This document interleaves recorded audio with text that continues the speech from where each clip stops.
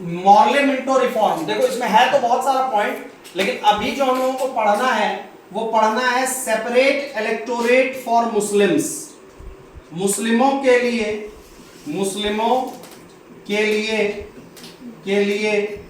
पृथक निर्वाचन। ये क्या है? अभी हम आपको बताए थे कि 1906 में मुस्लिम लीग बना था और मुस्लिम लीग के कुछ डिमांड्स थे, और इसमें से एक demand, one of the demand was separate electorate for Muslims. ठीक है, था ना? और जब 1909 में मॉर्ले मिंटो रिफॉर्म आया, ये कानून होता था, कानून था, ठीक है, जिसमें Minto was the viceroy, Minto क्या था? वायसराय, और मॉर्ले था भारत सचिव, ठीक है, secretary for the state of India. तो मुस्लिमों को पृथक निर्वाचन इसमें दे दिया गया। अब क्या था ये पृथक निर्वाचन? इसमें देखो दो तरीके के लोग होते हैं, जब इलेक्शन होता है तो दो तरीके के चीज होता है। एक उसमें होता है कैंडिडेट, और दूसरा होता है वोटर। नहीं, एक जो चिकन विकन बांटता है, पैसा वैसा बांटता है, नहीं, और दूसरा जो लेता है, नहीं। तो एक कैंडिडेट और दूसरा वोटर। अब देखिए सेपरेट इलेक्टोरेट फॉर मुस्लिम में क्या कहा गया कि कुछ सीट आप मुस्लिम के लिए रिजर्व कर दीजिए। जैसे मान लो कि कोई जगह है ए, बी, सी, डी। अब कैंडिडेट मान लो बी, ए और सी, ये दोनों मुस्लिम है। क्या है? मुस्लिम के लिए ये सीट रिजर्व है।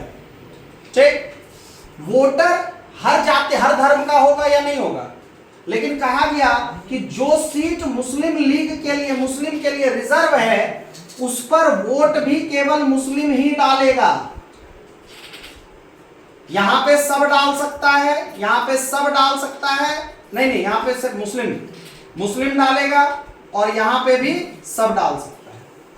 मतलब जो सीट रिजर्व है किसके लिए? मुस्लिम कैंडिडेट के लिए, ठीक है, उस सीट पर वोटर भी कौन होगा? मुस्लिम। यही डिमांड था इसका मुस्लिम लीग का, और अंग्रेज दे दिया 1909 में, बोला जाओ खुश रहो। ठीक है, लेकिन एक बात बताओ कि अगर वोट सब दे तो भी जीतेगा तो कोई मुस्लिम है नहीं, लेकिन अगर केवल मुस्लिम दे फिर भी जीतेगा मुस्लिम ही। ये तो एक तरह का मतलब क्या करते हो, बेवकूफी था, कोई फायदा नहीं। फायदा है इसका अलग प्रोस्पेक्टिव है, इससे होगा कि हिंदू मुस्लिम आपस में लड़ना शुरू करेगा यहां से।